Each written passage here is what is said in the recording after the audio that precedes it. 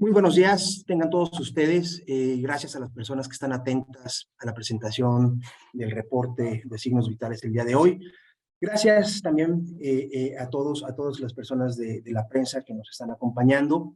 En esta discusión vamos a tratar el tema de la presentación del reporte Diagnóstico de México, Oscuras Perspectivas, en el cual hacemos un análisis de los problemas que afectan, condicionan el desarrollo del país. Es importante mencionar que en este reporte se develan 7 grandes problemas que, de no ser atendidos, podrían cambiar el rumbo del país en los próximos años y, evidentemente, en consecuencia, limitar el crecimiento y condicionar la democracia ya ganada, además de afectar temas trascendentales como los de salud, educación, combate a la pobreza. El resultado del reporte indica que la ruta que ha seguido el actual gobierno federal ha carecido de una eficiente y una efectiva producción, implementación de políticas públicas, y más bien se ha orientado a un intento de una imposición ideológica en donde los resultados, evidentemente, no se ven en indicadores de popularidad o de autoadulación gubernamental. Los resultados de si un país avanza se ven en el análisis y en la interpretación correcta de datos fidedignos y confiables, ejercicio que hemos seguido y respetado desde la creación de Signos Vitales en México. Dicho lo anterior, agradezco a los colaboradores más cercanos de Signos Vitales por su participación en este evento y en esta presentación, María Amparo Casar y José Antonio Polo Teiza. María Amparo es una reconocida especialista y analista en temas políticos de México y actualmente es presidenta ejecutiva de Mexicanos contra la Corrupción y la Impunidad. Mientras que José Antonio Polo Teiza, por otra parte, es especialista en temas políticos y de seguridad y actualmente es el director general de Causa en Común. Nos acompaña Enrique Cárdenas, quien es presidente ejecutivo de esta organización Signos Vitales, quien además presentará también los temas relacionados con economía, energía y otros temas relacionados con la sociedad. Quiero agradecer, evidentemente, como lo mencioné en un principio, a los medios de comunicación por darse un espacio en sus agendas para conocer el contenido de este reporte. Nuevamente, gracias.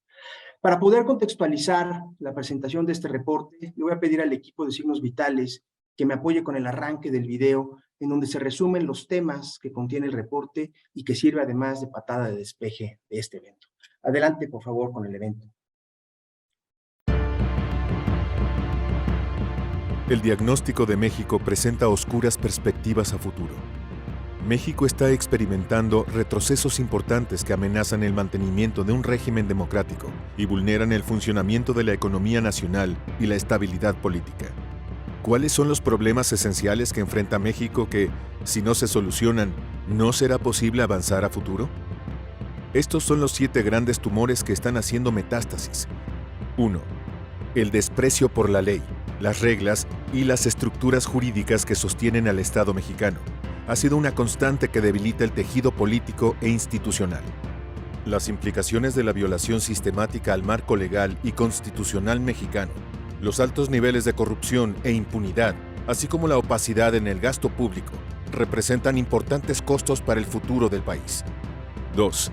El gobierno se ha alejado cada vez más del camino de consolidación del régimen democrático en México, debilitando a los poderes e instituciones que constituyen contrapesos al poder central. Los ataques a los órganos constitucionalmente autónomos y la falta de contrapesos en este sexenio, perdido en materia democrática, tendrá consecuencias en el corto, mediano y largo plazo. 3. La injerencia que han tomado las Fuerzas Armadas en prácticamente todas las actividades gubernamentales apuntalan el autoritarismo. El avance progresivo de la militarización puede no tener retorno si las instituciones del Estado mexicano no muestran su capacidad de contención. 4. La política hacendaria se ha subordinado a 2 objetivos centrales que determinan la política pública en este sexenio: mantener a toda costa un presupuesto relativamente equilibrado y no hacer una reforma fiscal significativa, restablecer los monopolios estatales en el sector energético a través de Pemex y la CFE, las pensiones contributivas, el costo financiero de la deuda y la recaudación federal participable acotarán significativamente el margen de maniobra de la Federación a menos de 2% hacia 2024. 5. Las políticas implementadas en los últimos 4 años en salud y educación no han tenido el impacto adecuado para aminorar la gran serie de problemas sociales. Las decisiones políticas y la gestión administrativa han provocado que los rezagos en salud y educación se acumulen y atenten contra el ejercicio pleno de los derechos sociales de los mexicanos. 6. De seguir la política energética actual, en poco tiempo estaremos sufriendo la escasez de energéticos y la mayoría serán de mala calidad, sucios y con fallas en su distribución. En la medida que el gobierno se niegue a realizar las necesarias transformaciones de Pemex y CFE, el peligro de una crisis energética es inminente, con serias consecuencias sobre la economía y la sociedad mexicanas. 7. El gobierno ha desatendido las políticas públicas para atender la calidad del aire, de la tierra, las aguas y el cambio climático. Con la destrucción y desaparición de organismos clave, México se encuentra en una posición vulnerable para enfrentar los retos medioambientales de corto y largo plazo, con graves consecuencias económicas y sociales. Estos 7 tumores se entrelazan unos con otros, provocando implicaciones severas de impacto a la población. Sí, México está experimentando retrocesos importantes que amenazan el mantenimiento de un régimen democrático y vulneran el funcionamiento de la economía nacional y la estabilidad política. El diagnóstico de México presenta oscuras perspectivas. Muchas gracias. A continuación me permito comentarles la dinámica que tendremos para esta presentación. Desde que hay una primera ronda de participaciones de los invitados de aproximadamente 8 o 10 minutos y posteriormente un cierre final. Al final de estas 2 rondas estaremos haciendo una sesión de preguntas y respuestas para que los colegas de los medios de comunicación y aquellas personas que estén interesadas en hacer una pregunta puedan hacerlo. Sin más, le doy la palabra a Mario Amparo para que pueda iniciar con su presentación. Adelante, Mario Amparo, por favor, y gracias por acompañarnos. Al contrario, Enrique, muchas gracias a ti por la invitación a presentar este otro informe de signos vitales. Quiero mencionar particularmente, hacer una felicitación de verdad muy seria a Carlos Lascurain por haber producido pues casi un libro más que un reporte sobre el estado actual de las cosas en México. Carlos, creo que todos los demás reportes son realmente buenos. Este es extraordinario. Te felicito, Carlos, y desde luego pues a todo el equipo y a su líder nato, que es Enrique Cárdenas. Así que gracias por ofrecernos este estudio. Creo que todos tenemos mucho que aprender de los datos que se ofrecen en estas oscuras perspectivas para México. Y como es el caso de otros reportes de signos vitales, creo que ese también va a convertirse en un reporte, digamos, de consulta obligatoria para estudiantes, comentócratas, académicos, y esperemos que también para los políticos. Si lo leen los políticos, podrían ponerse a remangarse las mangas y empezar a ver qué van a hacer, sea quien gane en el 24, qué van a hacer con este desastre que muestra signos vitales. En ese sentido, creo que el reporte está dirigido, desde luego, a todos los ciudadanos y tiene al menos una triple utilidad. Uno, entender la realidad nacional. El segundo, ofrecer una base para el diseño de políticas públicas pues más, ya no voy a decir racionales, más razonables.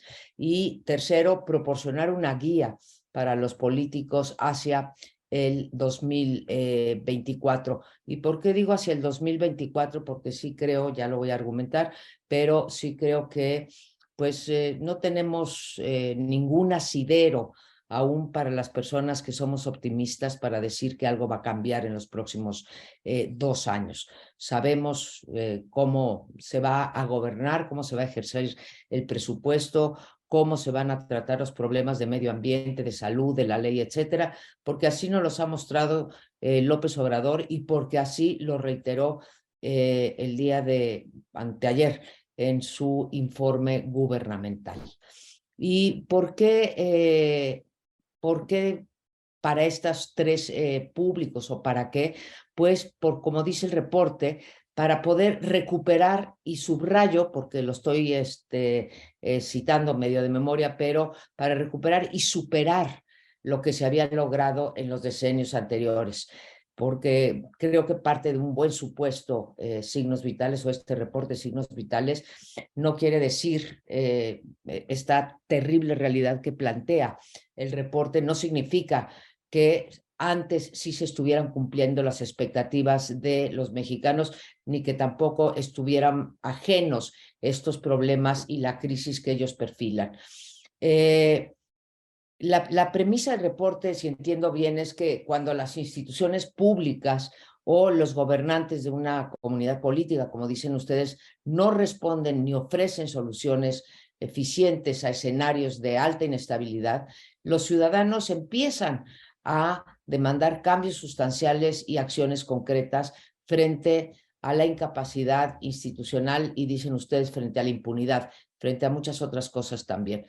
Yo me hago dos preguntas. ¿Estuvimos en esa situación en el 2018, cuando ganó López Obrador? Yo diría sí.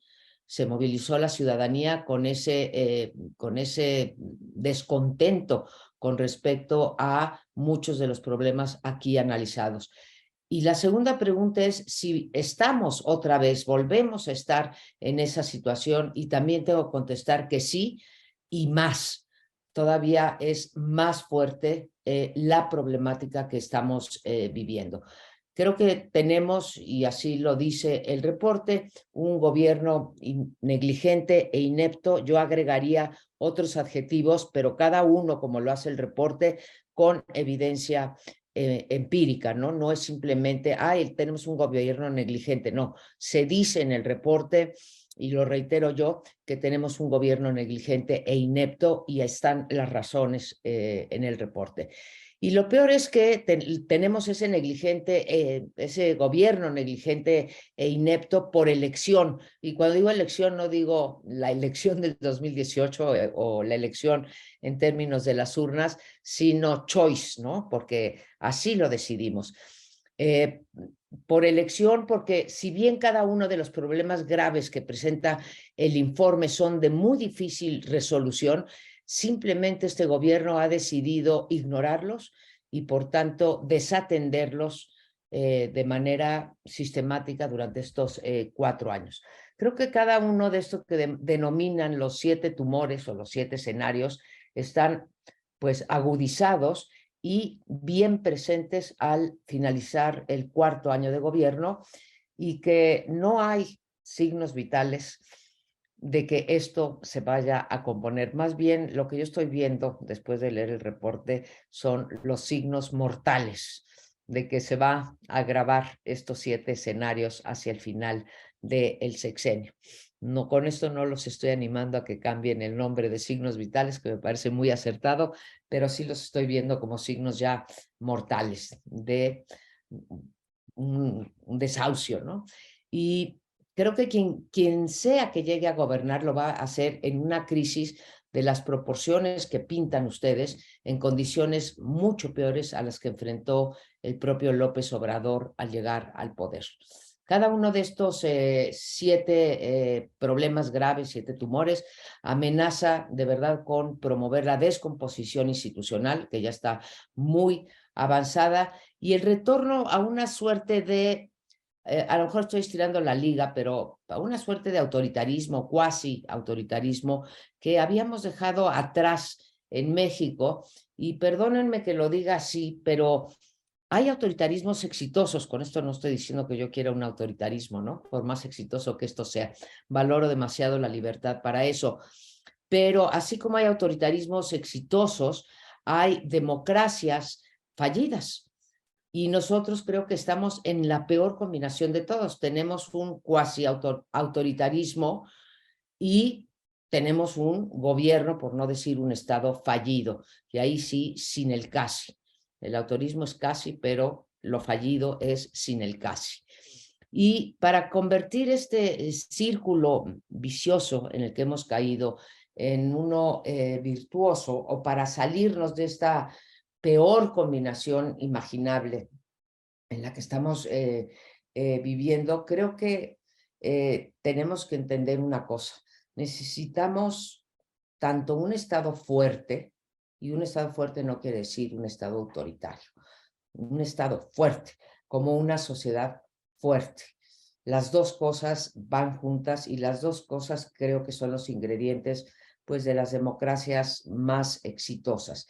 La pregunta es, entonces, que yo les planteo es cómo reconciliar, y esto me lo planteé a partir de la lectura del reporte, es cómo reconciliar un Estado fuerte con una sociedad fuerte que para mí es una sociedad en libertad y con derechos ciudadanos. O sea, ¿cómo lograr eso que Acemoglu, el de ¿Por qué fallan las naciones?, pero en su nuevo libro, cómo lograr eso que se llama la gobernanza social? Gobernanza es el Estado, social es la sociedad. Y reporte, si bien se queda corto y con eso voy a cerrar al final, tiene un valor agregado. Muestra que estos problemas graves no son un asunto de especialistas, ni de los que invierten, ni de los que crean empleos, ni nada más del gobierno. Nos dice, y creo que esto es para felicitar a los autores del reporte, nos dice cómo nos afecta a cada uno de nosotros, a cada uno de los miembros de la sociedad, y como siempre, más a los que menos tienen.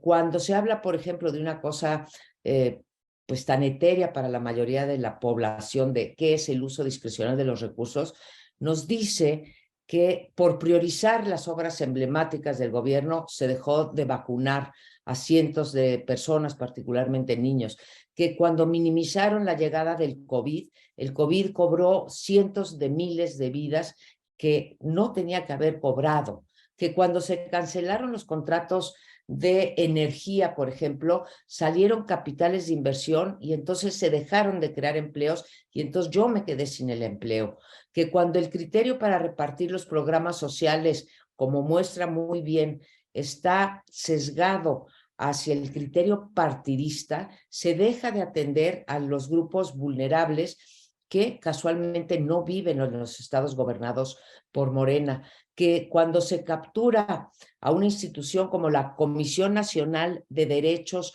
Humanos, no estamos en la teoría política de que tenemos que tener contrapesos como los órganos autónomos, sino que nos quedamos los mexicanos sin el principal promotor de las acciones de inconstitucionalidad, y estas son las que repercuten en la posibilidad de ejercer nuestros derechos, que cuando se estigmatiza la prensa se está inhibiendo la libertad de expresión y entonces no tenemos los ciudadanos el derecho a saber que cuando desaparecen las escuelas de tiempo completo o las estancias infantiles, dejan a las madres trabajadoras en un estado de indefensión, que cuando se pone a CONACYT en manos de una ideóloga en lugar de una científica, privamos a nuestros jóvenes, como bien también se muestra, de contribuir al desarrollo de México a través de una mejor educación.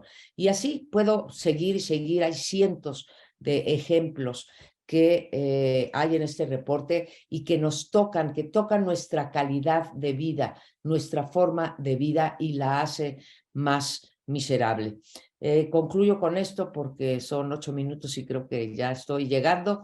En el éxito de este y de otros reportes de signos vitales está una gran responsabilidad y un gran reto para el pequeño gran equipo de signos vitales hacia el 24. Y yo ahí también, como cabeza de una organización de la sociedad civil, tengo una gran preocupación, como otras organizaciones de la sociedad civil. Sabemos que somos un think tank, un tanque de pensamiento donde producimos conocimiento útil para las políticas públicas, útil para que la gente se movilice alrededor de causas, pero tenemos ya que preguntarnos a estas alturas si, con todas las limitaciones que tenemos las organizaciones de la sociedad civil, como la APA de signos vitales, si es suficiente ofrecer ya una evidencia tan contundente, tan seria, tan sólida como la que nos ofrecen en Diagnóstico de México, Oscuras Perspectivas. Y la pregunta que me hago y que me gustaría que en algún momento discutiéramos, y me atrevería a preguntarle al equipo de signos vitales y a mí misma como integrante del consejo, es la pregunta que yo me hago para poder dejar atrás, ser más efectivos en mover la aguja de la ilegalidad, de la desinstitucionalización, de la impunidad, de la incompetencia, de la ineptitud, de la incapacidad, ¿sí? De la opacidad que estamos viviendo. ¿Y por qué digo esto? ¿O qué objetivos busco con esto? Es para defender el derecho que tenemos los mexicanos a ser gobernados por gente calificada, para salvar al país de la bancarrota y del atraso económico, para evitar cambios constantes a la Constitución que pretenden, y estas ideas no son todas mías, las he tomado de distintos autores, que pretenden mantener a un grupo en el poder que se siente pues francamente iluminado y por encima de la ley y las instituciones, para prevenir que el crimen organizado continúe mandando sobre los que deberían de estar combatiéndolo, para no permitir, sobre todo para esto, para no permitir que la incipiente democracia se transforme en un autoritarismo y para prevenir que se esconda la realidad con esta narrativa triunfalista que se convertirá, estamos seguros, y más después de leer este reporte, en una tragedia. Así que mi pregunta es, ¿qué hacemos más allá de ofrecer a la ciudadanía, a los políticos, a quien quiera oírlo, este reporte tan apegado a la realidad que nos presenta signos vitales? ¿Es suficiente? ¿Cómo le llegamos a la gente para comenzar a evitar estos escenarios tan ominosos o, como digo, para defender los derechos a que acaba de ser referencia? Así que creo que han puesto un granote de arena y ahora el Consejo tendrá que ver y nos tendrán que demandar, igual que nosotros demandamos a los partidos o a los próximos gobernantes, esta pues serie de peticiones. ¿Qué más podemos hacer para que estas peticiones, que estoy segura que los que nos están oyendo estarán de acuerdo que es mejor estar gobernados por un gobierno calificado que por uno no calificado, que no queremos un país en bancarrota, que no queremos iluminados, que no queremos que se continúe con el crimen organizado, que queremos defender a nuestra democracia y que no queremos más mentiras, queremos saber qué es lo que está pasando en México, qué hacemos, cómo le llegamos a la gente, cómo hacemos todavía más útil este trabajo que ha hecho tan maravillosamente Signos Vitales. Eso sería mi arranque, Enrique, Carlos. Muchísimas gracias, María Amparo, por tus comentarios y por tu participación. Le doy la palabra a José Antonio para que pueda arrancar con esta primera ronda. Adelante, mi José Antonio, gracias. Estás en silencio, José Antonio, tienes que prender tu micrófono. Ahí ya estoy bien. Desde luego, muchísimas felicidades a Signos Vitales. Y hoy procede explicarlas, porque este es uno de los trabajos más importantes que existen hoy en nuestro país para entender dónde estamos y cómo estamos. Es una descripción documentada de un gobierno que no entiende de gobierno, un gobierno que no ha producido un solo documento inteligible sobre planeación, gestión u operación en cualquier tema. Un gobierno que con cada acción produce más fracturas en un país al que ya le sobraban fracturas. Reunir toda esta información y explicarla es un logro enorme desde un punto de vista técnico, político y ético. Mediante la metáfora de los tumores que aquejan al país, Signos Vitales documenta algunas de las principales tragedias que son también la tragedia del Estado mexicano. El recuento que realiza la organización no lo abarca todo, pero sí mucho de lo más importante. La prostitución y colonización de las instituciones, reduciéndolas a gestorías de un grupo político. La parálisis económica convertida en horizonte.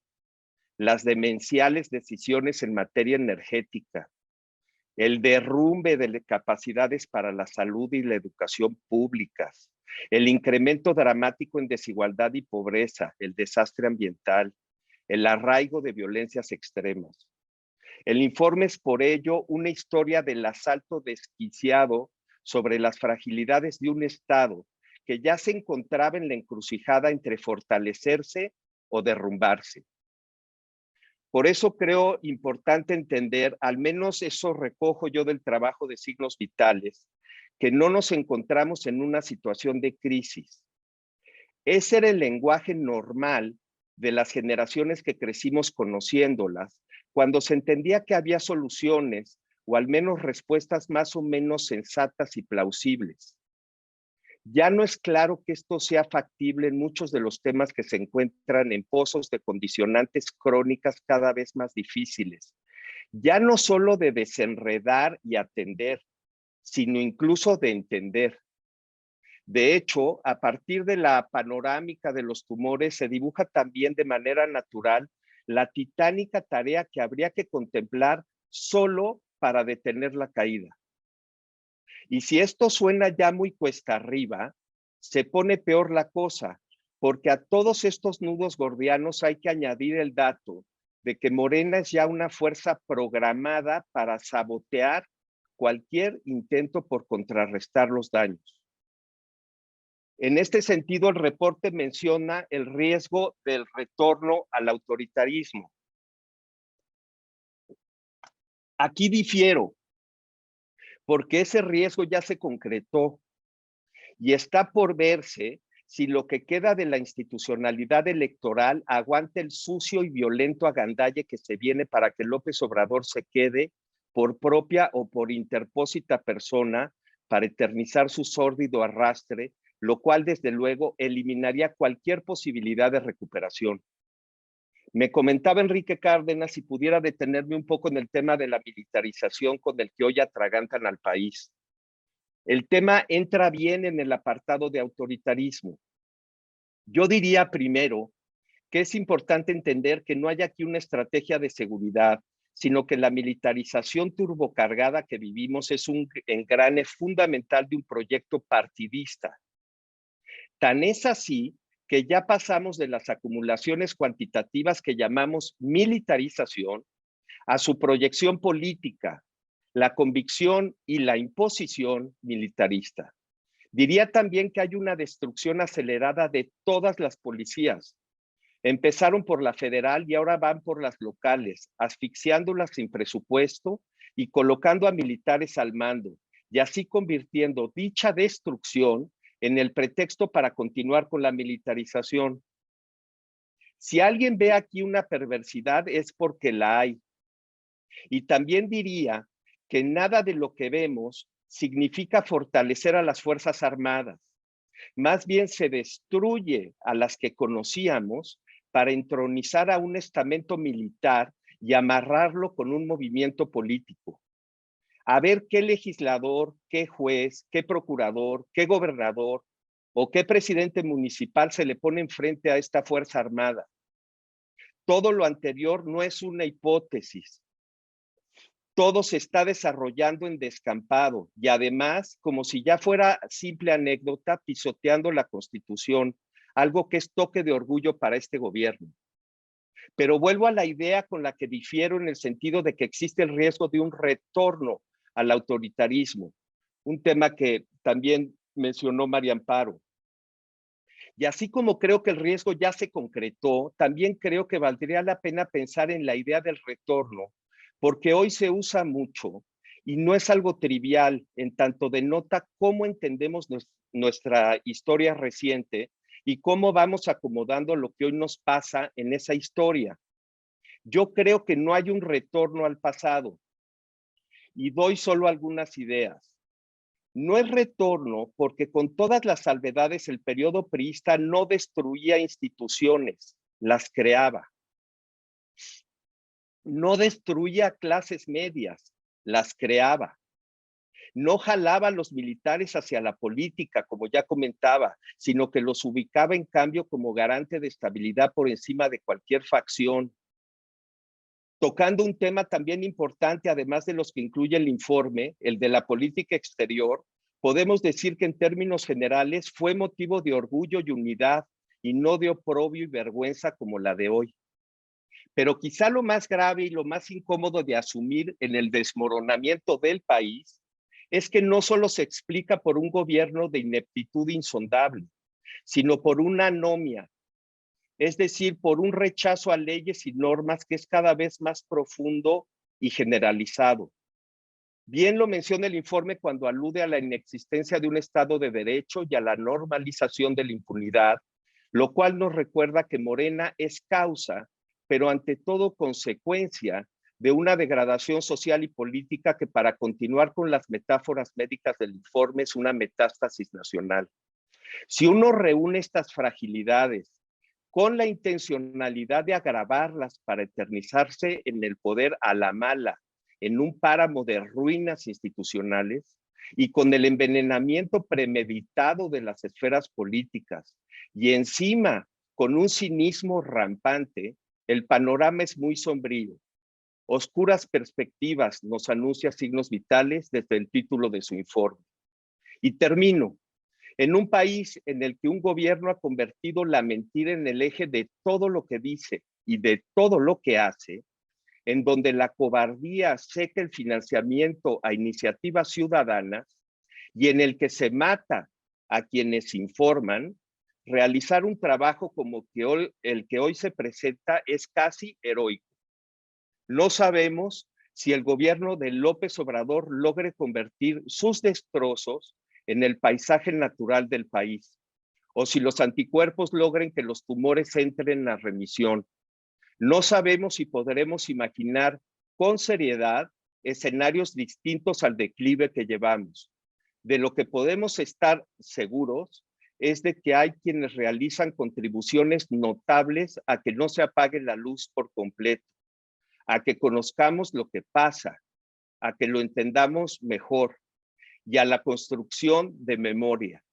Como parte de esta vanguardia se encuentra en destacadísimo lugar Signos Vitales, esta notable organización que preside Enrique Cárdenas, un mexicano de excepción.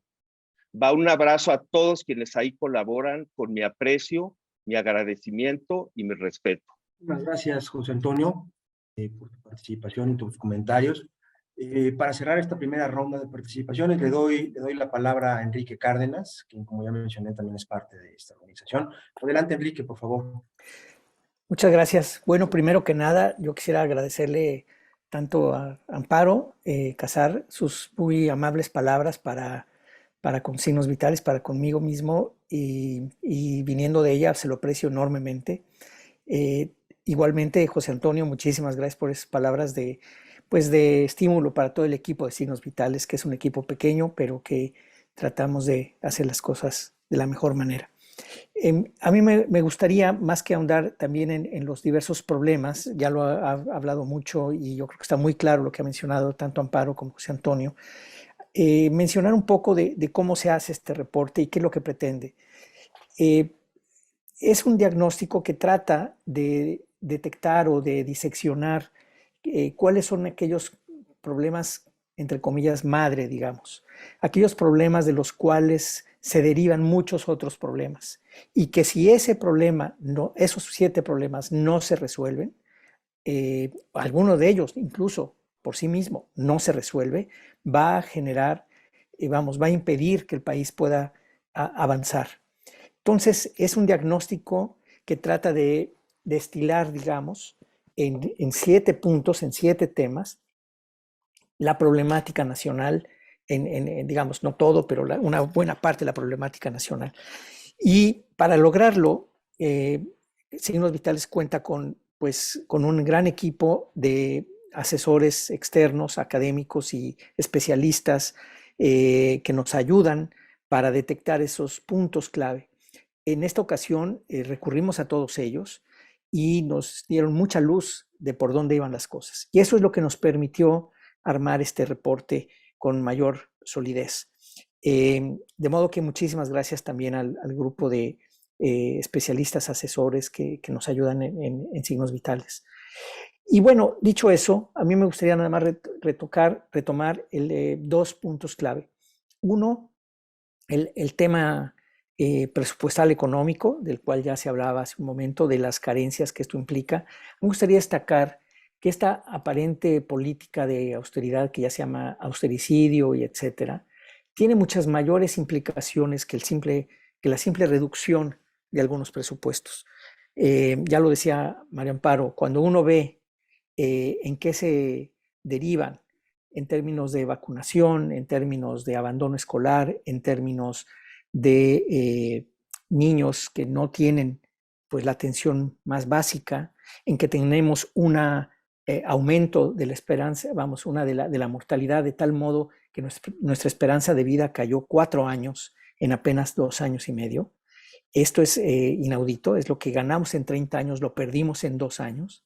Y esto refleja de alguna forma pues el tipo de desarrollo que estamos teniendo. El reporte, como ya se mencionó, está lleno de datos, lleno de información. Tratamos de poner esas consecuencias que tienen cara, rostro y de alguna manera nombre y apellido de millones de personas que están siendo afectadas por la manera como se está llevando a cabo este gobierno.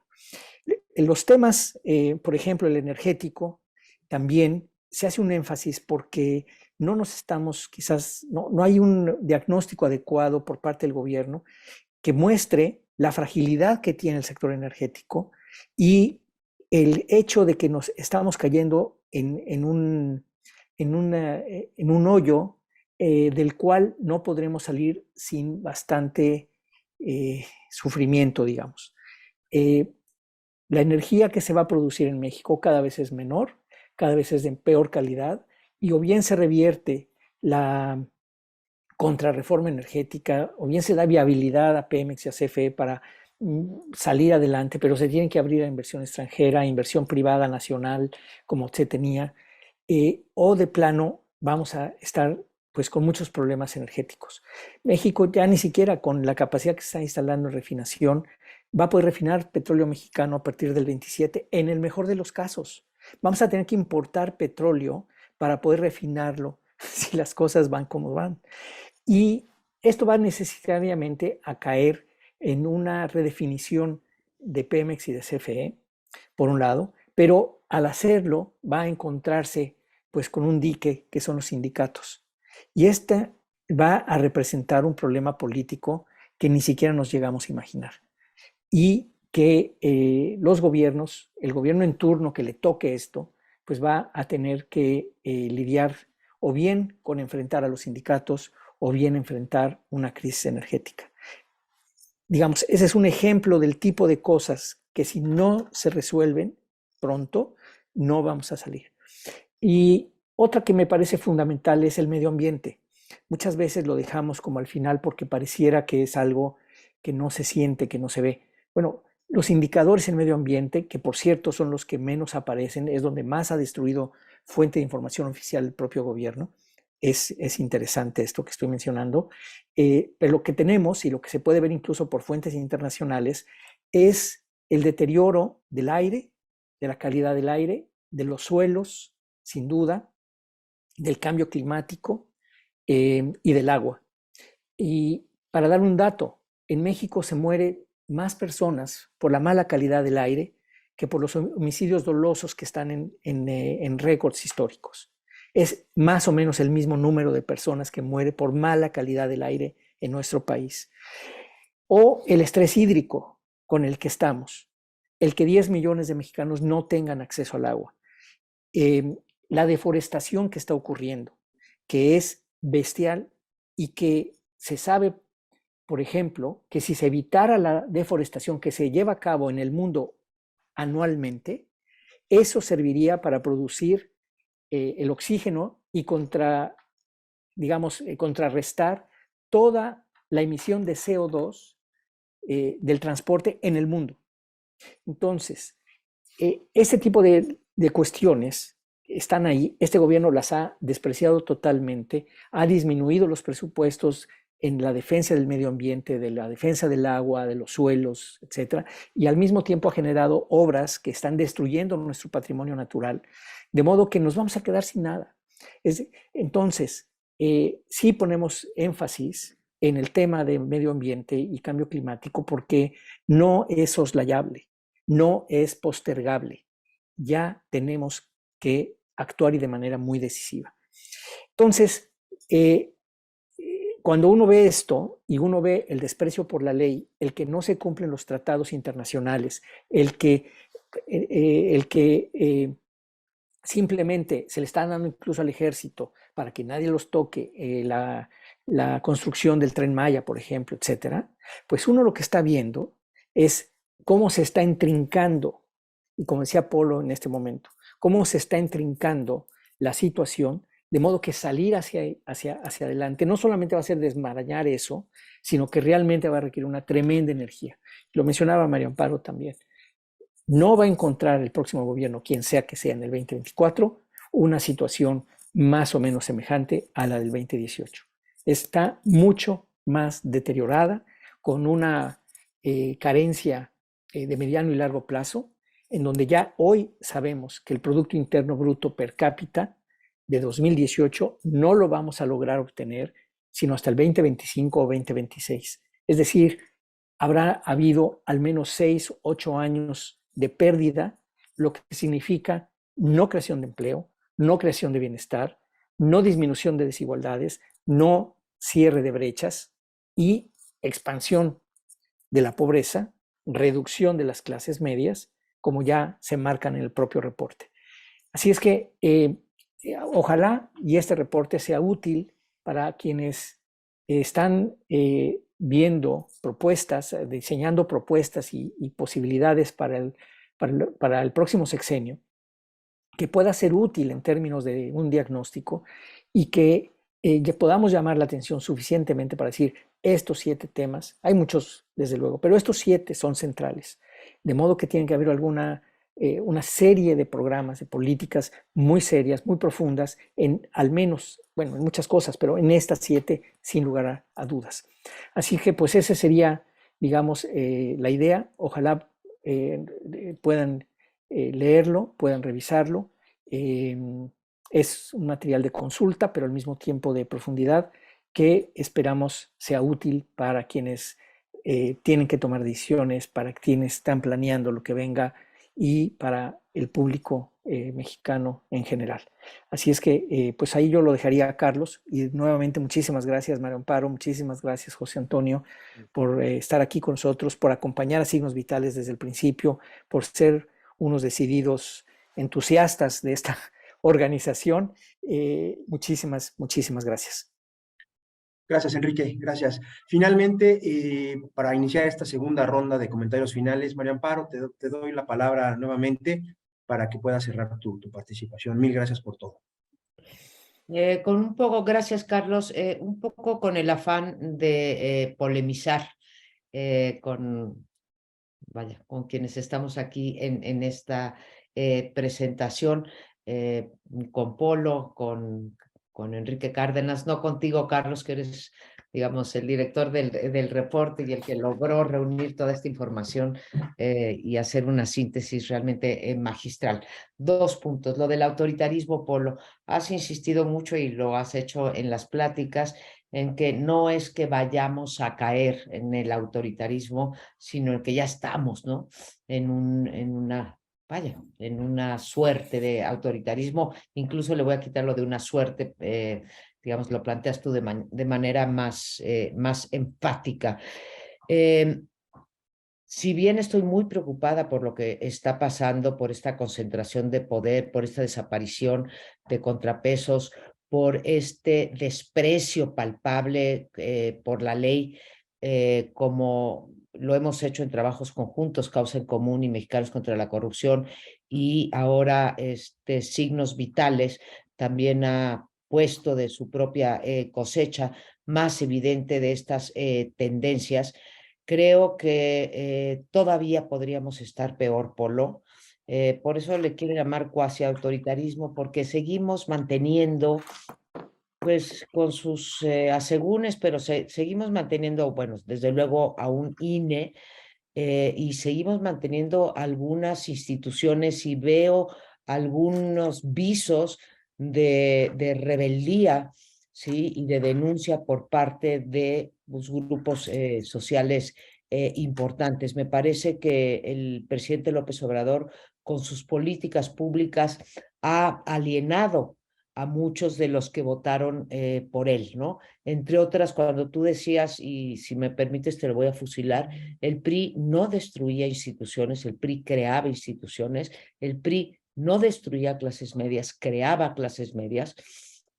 Y es muy sorprendente que para mí el principal aspiracionista, tanto que critica a los aspiracionistas el presidente López Obrador, el primer aspiracionista es él, ¿sí? 20 años luchando por la presidencia y lo consiguió. Él aspiraba a la presidencia y entonces no le parecía mal. Por eso le llamo yo el primer aspiracionista y yo lo digo con orgullo.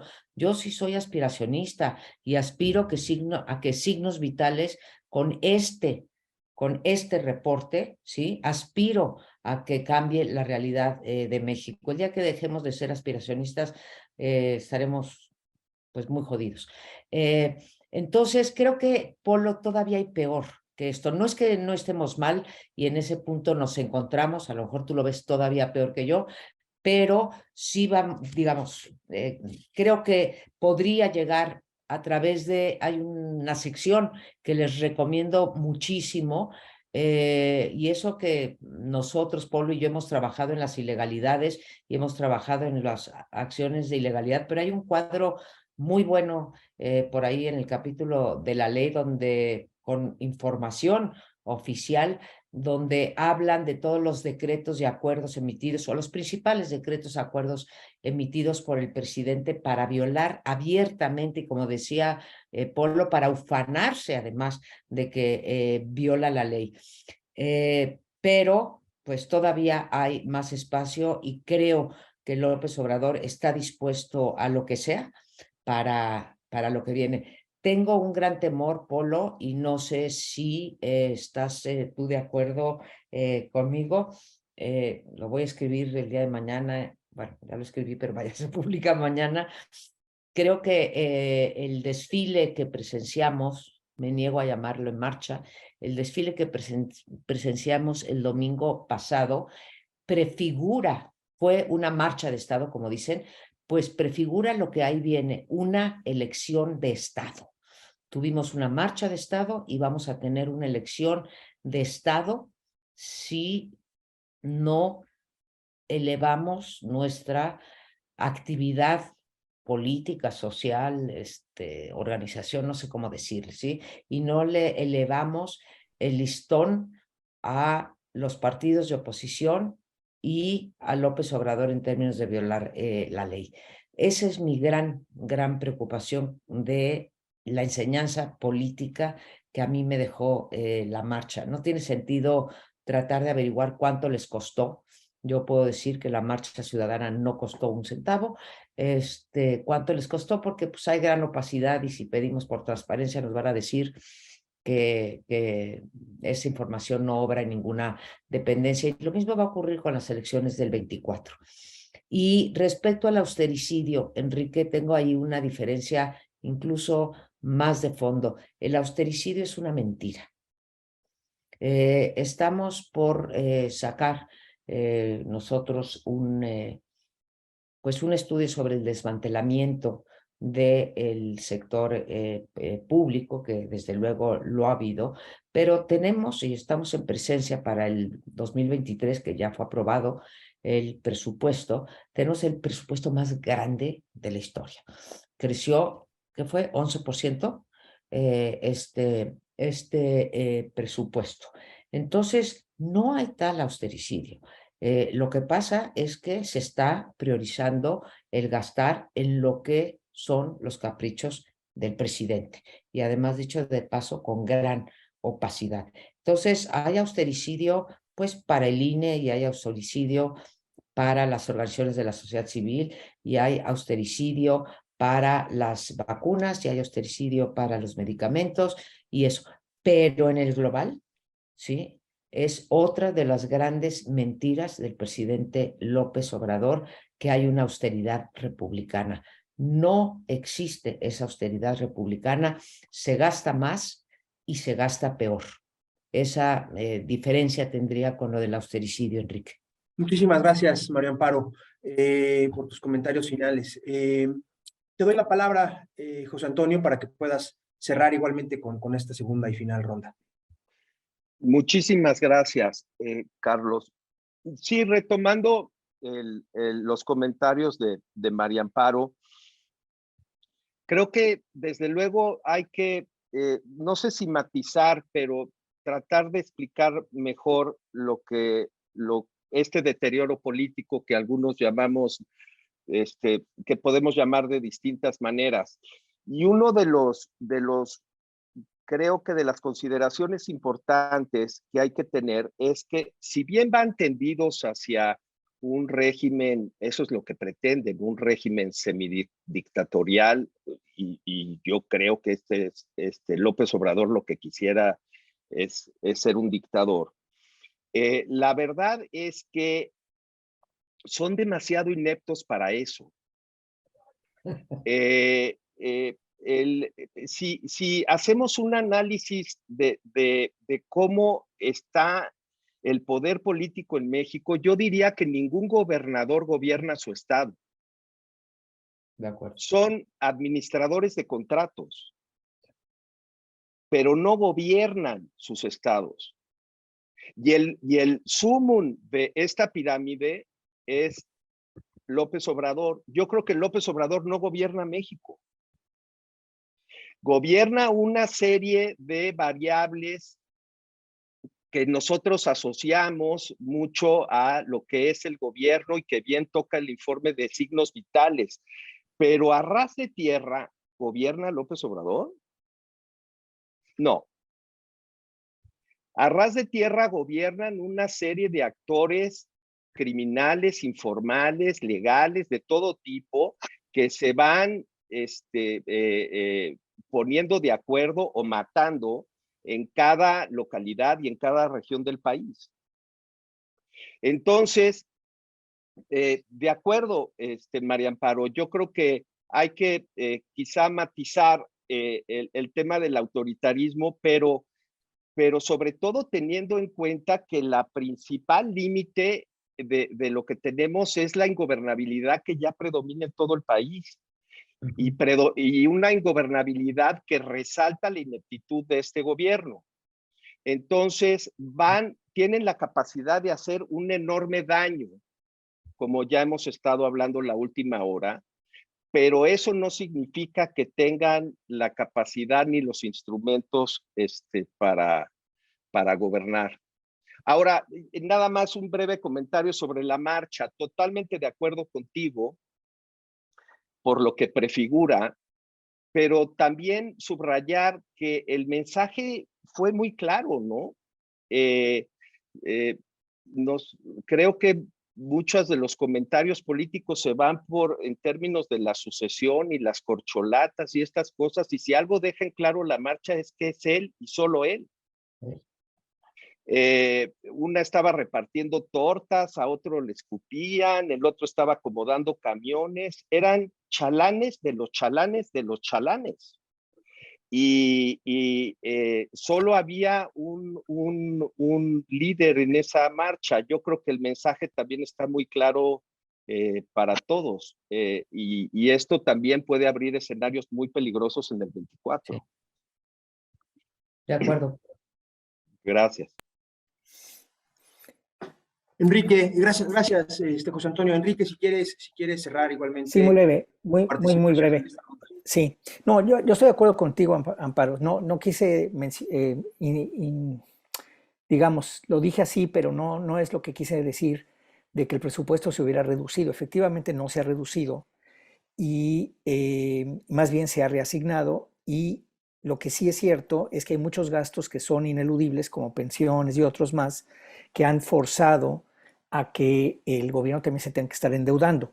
Entonces, la deuda que tenemos ya por lo menos en este sexenio son de 4.1 billones de pesos hasta el 2023 por lo menos. Y además del agotamiento de los fideicomisos y de los otros fondos que había por ahí. Entonces, no, yo totalmente de acuerdo contigo, no es que haya gastado menos, lo está gastando pésimamente. En el reporte, por ejemplo, viene a quién le van los apoyos de las becas. Es una gráfica, si ojalá la puedan retomar, es una gráfica pero tremenda, donde se ve cómo el beneficio no está yendo para la gente, ni siquiera el tercer decil, digo, el segundo quintil, ¿no? Entonces, sí estoy de acuerdo contigo, no es que sea poco, pero ha hecho un austericidio en el sentido de que ha amputado capacidades del Estado, ha desarticulado instituciones que daban un servicio, entonces eso le ha pegado a salud, le ha pegado al desabasto de medicinas, le ha pegado a la cuestión de los tratamientos. Vamos a ver cuál es el exceso de muertes ahora que ha pasado la pandemia que tendremos. Yo todavía no estoy seguro que vayamos a regresar a lo anterior, simplemente por el deterioro del sistema de salud. Y por el otro lado, el aumento que ha habido en el gasto de bolsillo de la gente en salud, por ejemplo, ¿no? Que tienen que reponer lo que no le está dando el Estado, lo que tienen que gastar. Pero bueno, fuera de eso, sí me parece que yo sí estoy muy preocupado porque veo que también el apuntalamiento de este autoritarismo, que puede ser más o menos, que casi me da igual, pero desde el punto de vista cualitativo, el hecho de que venga apuntalado por el ejército, que al ejército se le estén dando las actividades, no muchas actividades, sino las actividades estratégicas, como son el movimiento de personas en migración, el movimiento de bienes y de servicios en aduanas, en transporte marítimo, en transporte aéreo. Y luego además darles negocios.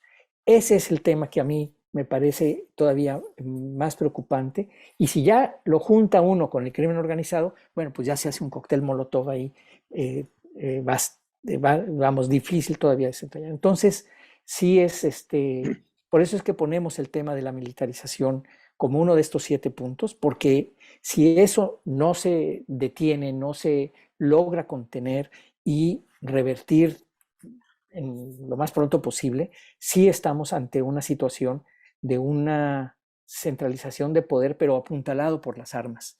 Y eso sí, a ver cómo se le hace. O sea, eso sí me parece muchísimo más grave. Hasta ahí, Carlos, para que lo dejemos y terminemos más o menos a tiempo. Gracias, Enrique.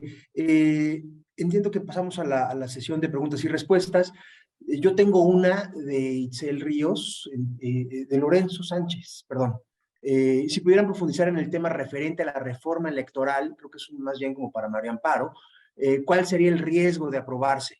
No sé si María Amparo pudieras como profundizar en esta pregunta referente a la reforma electoral, que está caliente el tema, como lo mencionaste en un inicio de tu participación. ¿Una por una? ¿De una vez? Sí. Es sobre la profundización de la reforma electoral. ¿Qué sucedería en caso de aprobarse? ¿Cuáles son los riesgos? Digamos que pudiera ser muy puntual, ¿no?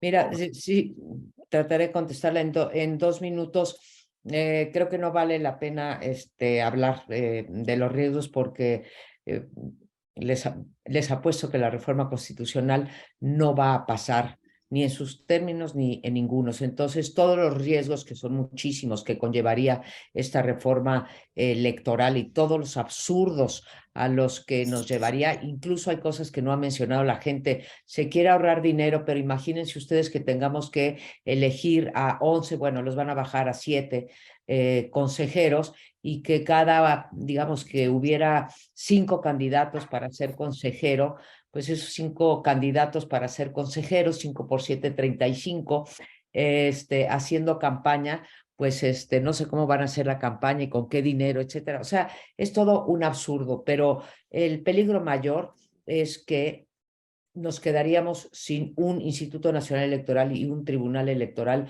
con la independencia, la autonomía y la capacidad técnica para organizar elecciones que básicamente son incontestables en sus resultados. Tenemos, por fortuna, hoy en democracia, tenemos el principio básico, que es la incertidumbre en quién va a ganar y la certidumbre de que quien el INE declare o el tribunal declare como ganador, será el ganador. Eso es lo que tenemos.